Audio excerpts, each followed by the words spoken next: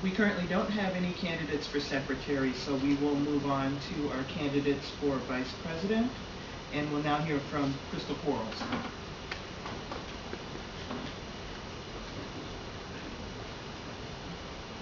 All right, good morning, everyone. I'm Crystal Quarles, and I'm running for vice president.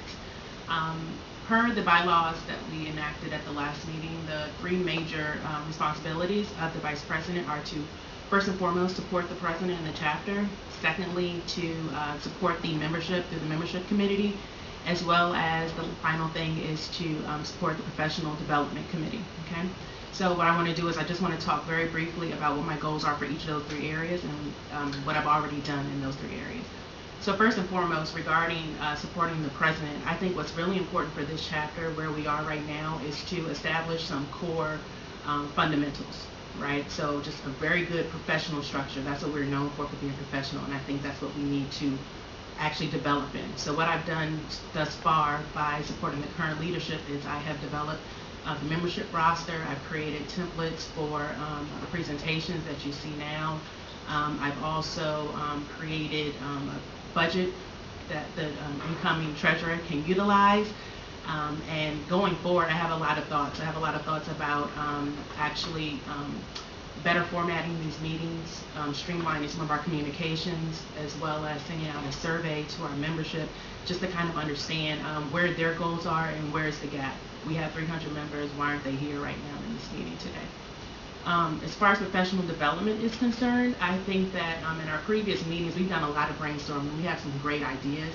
I think it's time to actually put some structure and actually drive towards those plans.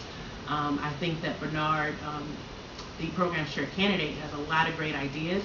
I think we just need some structure. I think we need to plan things out. Let's figure out what our plans are, if they align with what the membership really wants to do, and let's drive that forward. We've talked about actually having like the Toastmasters groups. We talked about having a speakers bureau for different things that we're invited to. I think we need to just kind of actually move forward on those two initiatives.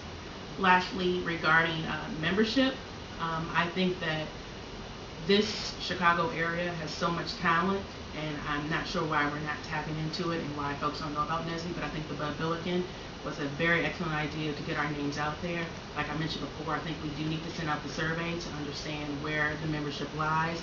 I think we need to have some more social meetings just to get members involved in the fun aspect of NSBE, and I think we also need to have incentives for our different programs as well as our general body meetings, maybe to draw more attendance at the meetings.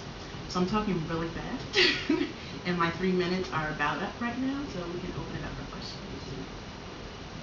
Do you have any questions from the floor? What kind of social events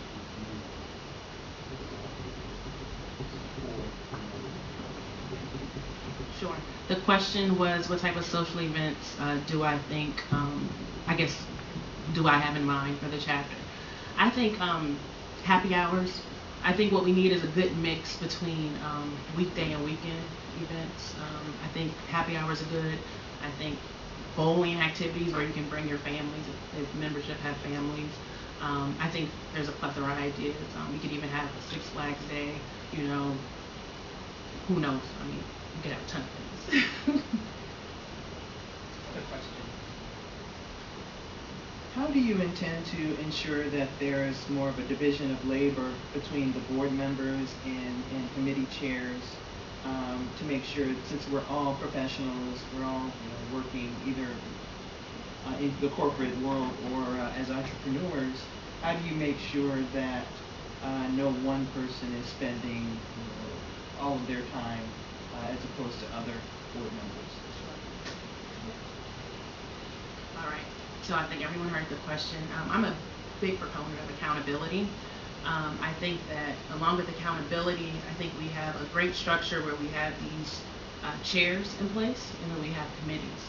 I think it's really important for us as an executive board to meet as an executive board and just get updates within what the chairs are doing for their committees, but then allow those committee chairs to actually meet with their committees, discuss things, and then come back to the executive board if there are any issues or any, I guess, issues, updates, anything like that. I just think we need to have a separation of duties.